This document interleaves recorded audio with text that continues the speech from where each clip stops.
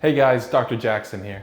I've been getting a lot of questions in my clinical practice about sleep headbands recently, so I thought I'd just make a quick video to share with you all what are sleep headbands and do they actually work? So in this video, I hope to break down what sleep headbands are, how they work, and maybe a little bit about what the research suggests. So sleep headbands really fall into two camps, and understanding the difference between these two can make a big difference in one, expectations, and two, results. The first camp we're going to talk about are the relaxation-based headbands. These use a combination of bone conduction audio, meditation, soundscapes that help you wind down before bed. So if you're struggling with an overactive mind or just really stressed out, this is something that could actually help. However, something to keep in mind with this is that they're not actually interacting with the brain in any way, but what they are doing is creating a favorable environment for you to be able to wind down, relax, and ultimately fall asleep faster. The second camp that we're going to talk about are the neurostimulation-based headbands. These are going to be the headbands that have EEG sensors to read your brain activity and then deliver direct stimulation to interact with your brain. Typically, this type of stimulation is called tACS, or transcranial alternating current. And the purpose of this type of stimulation is to guide your brain towards sleep, or at least towards a more sleepful state, through interacting with your brain waves or your brainwave patterns. So instead of hoping for like an audio-based stimulation to be interpreted correctly and then affect your brain, this interacts with your brain directly to actively change and influence your brain waves so that you fall asleep faster and stay asleep longer. So the big distinction between these two is one does passive interactions where the other one is active modulation of your brain waves. And as you can imagine, these different approaches are going to have a different environment and then ultimately a different result. So the big question is then, do they work? And to answer that question, you got to ask, well, what do you mean by work? The short answer is yes, but the longer answer is if you're expecting it to knock you out like a sleeping pill, like Ambien, that's not what these will do and it's not what they're designed for. But can they help improve your sleep? Well, that's where the research is getting really interesting and getting really difficult to ignore. There was a recent controlled study that was just published last year that looked at tACS stimulation and how it affected sleep. And I've actually got the results right here, so just let me read them off to you. Participants fell asleep about 54% faster, averaging about 7 minutes to actually fall asleep. Total sleep time increased over 26 minutes. And their sleep efficiency, which measures how much time you actually spend asleep versus how much time you're awake, improved by over 13%. And these are all in comparison to the sham group, or a group that didn't receive the stimulating interventions. And they do that to compare whether that type of intervention made a difference for these people or not. And it seems like in this study it did. Now, it's easy to compare devices versus not using a device, or stimulation versus not using stimulation. But what's even more important to understand is that there are different types of tACS stimulation.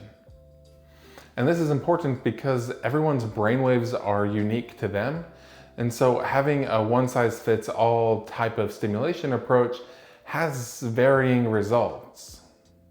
The most common type of brainwaves that are associated with sleep or sleep patterns are your alpha waves and your theta waves. And the frequencies between these two types of waves are different. And the frequency of my waves versus your waves are also going to be different. My alpha waves might be sitting somewhere around 11 hertz, or yours might be sitting somewhere around 9. And if we're using a device that only does 10 hertz, it's going to miss the mark for both of us. And you can imagine that that would create an inconsistent result. But what if there was a device that could read your brain waves, the certain frequencies, and then respond with personalized tACS stimulation that met that same frequency? Now that type of device would create the best outcomes.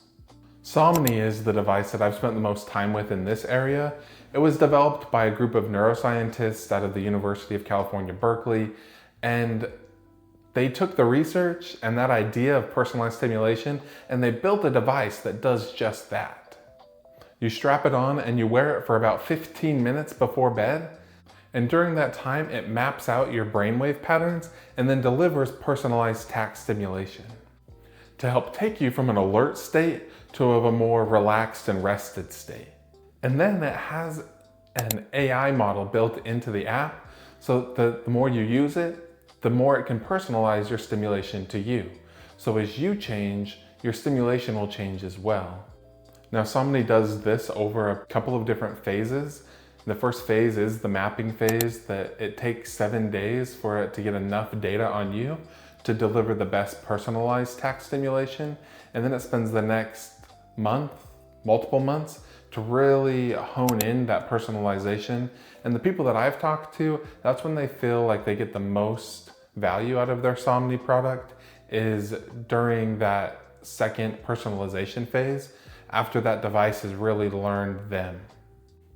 Now I do need to set some accurate expectations here. If you're not taking care of yourself, if your room is too hot, or you're spending too much time doom scrolling right before bed, you're drinking way too much coffee or caffeinated beverages in the afternoon or into the evenings, or if you're just crazy stressed out, this device isn't going to be able to override all of that. Really, sleep hygiene should be the foundation, and then you can add in a sleep headband like Somni, and it can be the accelerator to get you over that hump and really begin to experience a restful night's sleep.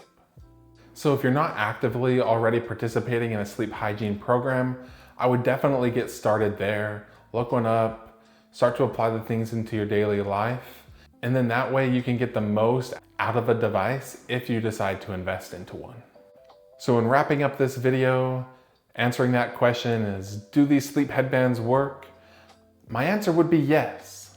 The audio and relaxation-based ones, I think, can make a real difference if your biggest problem is stress and you just need help winding down at the end of the night.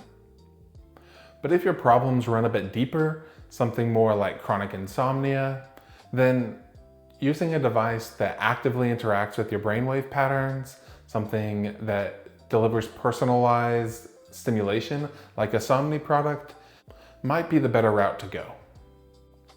Either way, understanding the differences between the types of devices and understanding what you're struggling with will really make all of the difference. And again, start with the sleep hygiene, take care of yourself, take care of your body, and then if you're still having trouble, consider investing in one of these headbands. Anyway, thanks for watching, guys. If you came to this video with that question as, do these sleep headbands work? I hope you got what you were looking for. Ultimately, I just want us all to be able to sleep better, live happier, healthier lives, and just be able to participate in the things that we love to do.